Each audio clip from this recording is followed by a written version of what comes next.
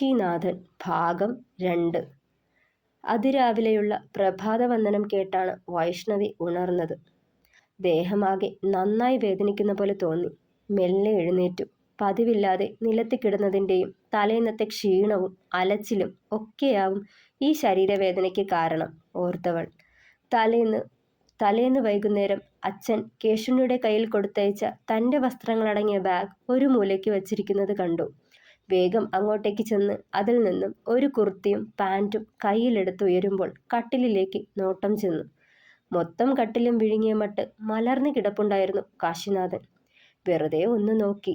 തലേന്നത്തെ കാര്യം ഓർത്തതും അറിയാതെ കഴുത്തിലേക്ക് കൈവച്ചുപോയി. ഇന്ന് വേദന തോന്നുന്നില്ല. ഉമിനീരിറക്കുമ്പോൾ ചെറിയൊരു പിടുത്തം, അത്രമാത്രം. മെല്ലെ ടവലുമെടുത്ത് ബാത്റൂമിലേക്ക് നടന്നു. ദേഹവേദനയ്ക്ക് ശമനമുണ്ടാകട്ടെ എന്ന് കരുതി ഹീറ്റർ ഓണാക്കി ചെറുചൂടുള്ള വെള്ളത്തിലാണ് കുളിച്ചത്. രാവിലത്തെ കുളി എന്നും പതിവുള്ളതാണ്. രാവിലെ കുളിച്ചു കഴിഞ്ഞ് നേരെ അടുക്കളയിലേക്ക് കയറും. അതാരും പറഞ്ഞു പഠിപ്പിച്ചതല്ല, ശീലമാണ്. അതാവുമ്പോൾ ജോലി ഒതുങ്ങിക്കഴിഞ്ഞ ഉടനെ സാരിയുമെടുത്ത് വേഗം ഇറങ്ങാമല്ലോ. ഇവിടെ വന്നാലും ജോലിക്ക് പൊയ്ക്കോളാമെന്ന ടീച്ചറമ്മ പറഞ്ഞത്. അല്ലെങ്കിലും ഉറക്കം കളഞ്ഞ് പഠിച്ച് നേടിയെടുത്ത ജോലി ഞാനെന്തിനാ കളയുന്നത്? പിന്നെ അച്ഛൻ്റെ കാര്യമാ. പാചകമൊക്കെ സ്വയം ചെയ്തോളും. പക്ഷേ ഡയബറ്റീസിനുള്ള ഗുളിക സ്ഥിരമായി കഴിക്കാനുള്ളതാ. ഒരാൾ പിന്നാലെ നടന്ന് എടുത്തു കൊടുത്താലേ മെഡിസിനും ഭക്ഷണവുമൊക്കെ സമയത്തിന് കഴിക്കൂ. അല്ലെങ്കിൽ തോന്നുന്ന നേരത്താ കഴിപ്പും ഉറക്കവും. ചൂടുവെള്ളത്തിലെ കുളി കഴിഞ്ഞത് ചെറിയൊരാശ്വാസം തോന്നിയവൾക്ക്. തല തുവർത്തി വരുമ്പോഴേക്കും കാശിനാഥൻ ഉണർന്നിട്ടില്ല. മെല്ലെ അവൾ വാതിൽ ചാരി പുറത്തേക്കിറങ്ങി. താഴേക്ക് നടക്കുമ്പോൾ ഹൃദയം വല്ലാതെ പിടച്ചു. ടീച്ചറമ്മയൊഴിച്ച് ആരും തന്നോട് വലിയ അടുപ്പമുള്ളവരല്ല. അതുതന്നെയാണ് താഴേക്ക് പോവാനും അറപ്പ് തോന്നുന്നത്. ടീച്ചറമ്മയുടെ റൂമിന് മുന്നിൽ ചെല്ലുമ്പോൾ വാതിൽ അകത്തുനിന്ന് പൂട്ടിയിരിക്കുന്നു. ഉണർന്നിട്ടുണ്ടാവില്ല. വിളിച്ചുണർത്താനും തോന്നിയില്ല. അവൾ മെല്ലെ അടുക്കളയിലേക്ക് ചെന്നു. വിലാസിനി ചേച്ചി ചായയ്ക്ക് വെള്ളം വെച്ച് സ്റ്റൗവിനടുത്ത് നിൽപ്പുണ്ട്.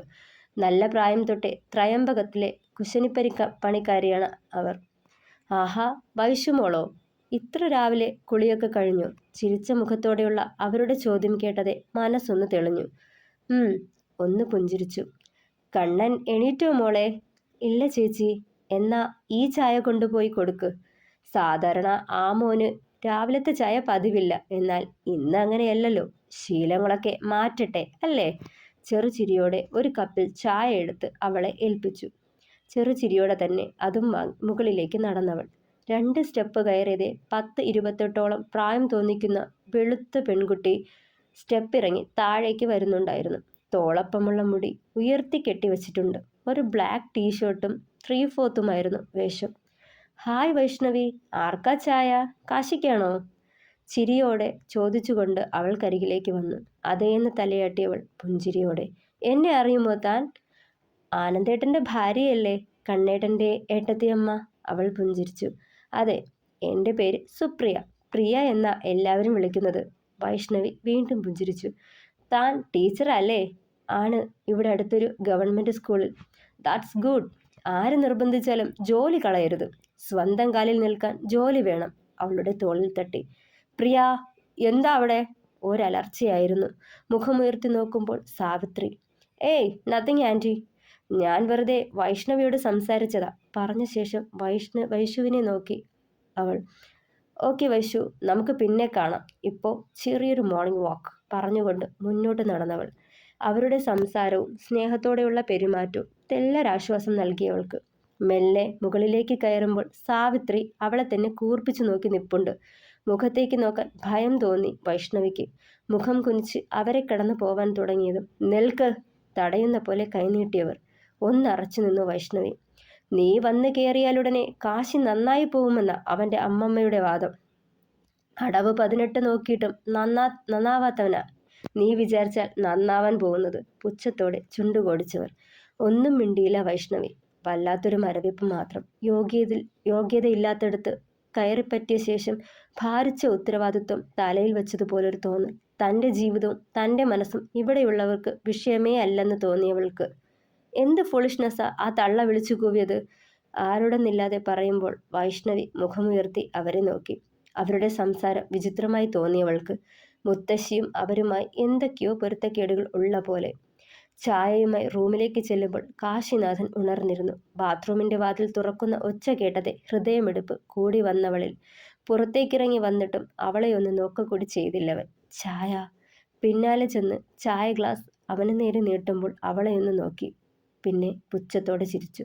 മുഖം തിരിച്ച് കബോർഡിനടുത്തേക്ക് നടന്നവൻ ടേബിളിന് താഴെയിരുന്ന ഒരു കാർട്ടൺ ബോക്സ് വലിച്ചെടുക്കുന്നത് കണ്ട് അതിലേക്ക് തന്നെ നോക്കി നിന്നു വൈഷ്ണവി. മെല്ലെ അത് തുറന്ന് അതിൽ നിന്ന് ഒരു മദ്യക്കുപ്പി കയ്യിലെടുത്തവൻ ഞെട്ടലോടെ നോക്കി നിന്നതേയുള്ളൂ. അവൻ്റെ ഇനിയുള്ള പ്രവൃത്തി എന്തെന്നുള്ള രീതിയിൽ ആ കുപ്പി കൊണ്ട് ചെന്ന് ടേബിളിന് മുകളിൽ വെച്ച ശേഷം അവളുടെ അടുത്തേക്ക് വന്നു. കയ്യിലിരുന്ന ചായയിലേക്ക് നോക്കിക്കൊണ്ട് കൈനീട്ടി. യാന്ത്രികമായി അവൾ അത് അവന് നേരെ നീട്ടി. അതുമായി വാഷ് ബേസിനടുത്തേക്ക് നടന്നതും ആ ചായ അതിനുള്ളിലേക്ക് ഒഴിച്ച ശേഷം ഗ്ലാസ് കഴുകുന്നതും മരവിച്ച പോലെ കണ്ടു നിന്നവൾ ടേബിളിന് മുന്നിലെത്തിയതെ വീണ്ടും മദ്യക്കുപ്പി കയ്യിലെടുത്ത് തിടുക്കത്തിൽ അത് തുറന്ന് ഗ്ലാസിൻ്റെ പകുതിയോളം മദ്യം പകർത്തി.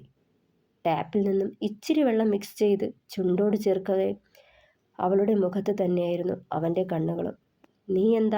നീ എന്നല്ല ആര് വിചാരിച്ചാലും ഈ കാശിനാഥനെ മാറ്റാൻ കഴിയില്ലടി എന്നൊരു ധ്വനിയായിരുന്നു ആ നോട്ടത്തിൽ. വൈശുവിൻ്റെ കണ്ണുകൾ നിറഞ്ഞു. ഒരുപാട് സ്വപ്നങ്ങളൊന്നും ഇല്ലായിരുന്നു. ആഠ്യത്വമുള്ള തറവാടോ വീട് നിറയെ ബന്ധുക്കളോ സമ്പത്തും സൗന്ദര്യവും തികഞ്ഞ ഭർത്താവോ ഒന്നും. എന്നാലും ഇതുപോലൊരാളെ തൻ്റെ പാതിയായി കിട്ടുമെന്ന് സ്വപ്നത്തിൽ പോലും കരുതിയില്ല. അവളുടെ അടുത്തേക്കൊന്ന് വന്ന ശേഷം കാലിയായ ഗ്ലാസ് അവൾക്ക് നേരെ നീട്ടിയവൻ. കണ്ണുകൾ അപ്പോഴും അവളുടെ മുഖത്ത് തന്നെയായിരുന്നു. ഒന്നും മിണ്ടാതെ അവൻ നീട്ടിയ ഗ്ലാസും വാങ്ങി തിരികെ പോവാൻ തുടങ്ങിയതും അവൻ്റെ വലതു കൈയും അവളുടെ ഇടത് കൈത്തണ്ടയിൽ മുറുകിയിരുന്നു. മുഖമുയർത്തി അവനെ നോക്കിയതേ വലിച്ച് അവനിലേക്ക് അടുപ്പിച്ചു. ശില പോലെ ആ നെഞ്ചിലേക്ക് വന്നിടിച്ചു നിന്നു. വൈശാലി ഋഷിശൃംഗനെ മയക്കിയെടുത്തതുപോലെ എന്നെയും മാറ്റിക്കളയാമെന്ന് കരുതുന്നുണ്ടോ വൈഷ്ണവി? പരിഹാസത്തോടെ നോക്കിയവൻ. മരവിച്ചു നിന്ന പോലെ നിൽപ്പുണ്ടായിരുന്നവൾ പ്രതീക്ഷിക്കാത്തതൊക്കെ നടന്നതിൻ്റെ നടുക്കം മാറാതെ. തോറ്റുപോവേയുള്ളൂ നീ ഈ കാശിനാഥന് മുന്നിൽ, തോറ്റുപോവും നീ, വല്ലാത്തൊരു വാശിയോടവൻ പറഞ്ഞു. ഒന്നും മിണ്ടിയില്ലവൾ. മെല്ലെ പിടിയയച്ച് മുന്നോട്ട് നടന്നിട്ട് ഒന്ന് നിന്ന് വീണ്ടും അവളെ തിരിഞ്ഞു നോക്കി. അതേ വേഗതയിൽ അവൾക്കരികിലേക്ക് വന്ന് തൊട്ടു മുന്നിലായി നിന്നു. ചുടുനിശ്വാസത്തിനകലത്തിൽ വിറയോടെ മുഖമുയർത്തി നോക്കി വൈശു. ആ സ്ത്രീയും അയാളും പറയുന്നത് കേട്ട് എന്നെ ഭരിക്കാൻ വന്നേക്കരുത്. വന്നാൽ അവൾക്ക് നേരെ വിരൽ ചൂണ്ടി ഭീഷണി പോലെ അവനത് പറയുമ്പോൾ ആരെക്കുറിച്ചാണ് അവൻ ഈ പറയുന്നതെന്നാണ് അവൾ ചിന്തിച്ചത്. ഒന്ന് രൂക്ഷമായവളെ നോക്കിയിട്ട് ബുള്ളറ്റിൻ്റെ ചാവിയുമെടുത്ത് താഴേക്ക് പോയവൻ. തലേന്നു മുതൽ ഈ നിമിഷം വരെ നടന്നത് ഓരോന്നും ഓർത്തതെ തല പെരുത്തു കയറുന്നതുപോലെ തോന്നിയവൾക്ക്. ആനന്ദ് തൻ്റെ മുത്തശ്ശി ചെയ്തത് ശരിയാണെന്ന് എനിക്ക് തോന്നുന്നില്ല. കാശി അവൻ മാറുമോ? അതും വിവാഹം കഴിച്ചെന്ന് വെച്ച് വെറുതെ ആ കുട്ടിയുടെ ഭാവി കൂടി നശിച്ചു പോവേയുള്ളൂ. ശരിക്കും തൻ്റെ വീട്ടുകാർ അവളോട് ചെയ്യുന്നത് ദ്രോഹമല്ലേ?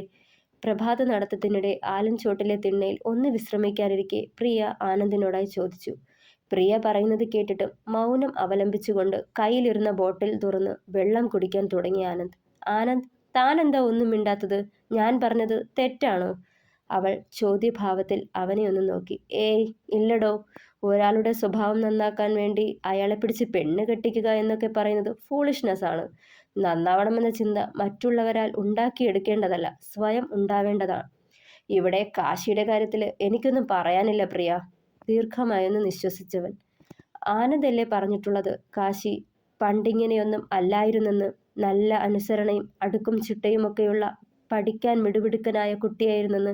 പിന്നെ പെട്ടെന്ന് എന്തേ അവന് പറ്റിയത്? MBBS പഠനം 4ാം വർഷത്തിൽ ഡ്രോപ്പായതെന്തുകൊണ്ടാ? അവൾ അവന് നേരെ മുഖമുയർത്തി.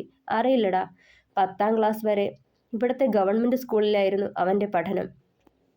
അത് കഴിഞ്ഞ് അമ്മയും അച്ഛനും അവനെ ബാംഗ്ലൂരിലേക്ക് കൂട്ടിക്കൊണ്ടുവന്നു.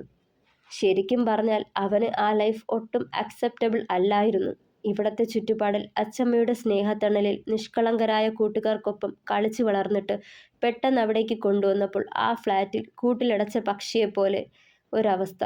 അച്ഛനും അമ്മയും ബിസിനസ് ട്രിപ്പ്, മീറ്റിംഗ് അങ്ങനെ പോകുമ്പോൾ ഞങ്ങളെ വീട്ടിലെ ആയയുടെ സംരക്ഷണത്തിലാക്കുമായിരുന്നു. മെല്ലെ മെല്ലെ ആ ചുറ്റുപാടുമായി അവൻ പൊരുത്തപ്പെട്ടു. എപ്പോഴത്തെയും പോലെ നല്ല മാർക്കോടെ +2 പാസ്സായി. അത് കഴിഞ്ഞ് ആർട്സ് സബ്ജക്റ്റ് എടുത്തു. ഡിഗ്രി എടുക്കാനായിരുന്നു അവൻ്റെ ആഗ്രഹം. അച്ചമ്മയെപ്പോലെ നല്ലൊരു ടീച്ചറാവണമെന്ന സ്വപ്നത്തിന് പുറത്ത്. പക്ഷേ തുമ്പിയെ കൊണ്ട് കല്ലടിപ്പിക്കുന്ന പോലെ ട്യൂഷനും ഓവർ ടൈം ക്ലാസ്സുമൊക്കെ കൊടുത്ത് അച്ഛനും അമ്മയും അവനെ എൻട്രൻസ് എഴുതിപ്പിച്ചു. MBBSന് ചേർത്തു.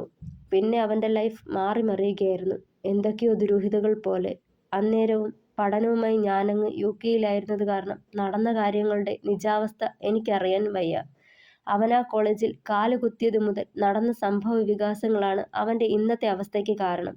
അത് പലതവണ മനസ്സിലാക്കിയ കാര്യമാ. അച്ഛനെയും അമ്മയെയും അവൻ ഇത്രമാത്രം വെറുക്കാനും അത് തന്നെയാ കാരണം. ദീർഘമായി നിശ്വസിച്ചവൻ. എനിവേ, എന്തുമാകട്ടെ, വൈഷ്ണവി നല്ല കുട്ടിയാ. അവൾക്ക് കാശിയിൽ മാറ്റം കൊണ്ടുവരാൻ കഴിയട്ടെ, അല്ലേ? നെറ്റിയിലെയും കഴുത്തിലെയും വിയർപ്പുതുള്ളികൾ തുടച്ചു മാറ്റുന്നതിനിടെ പ്രിയ പറഞ്ഞു. തുടരും.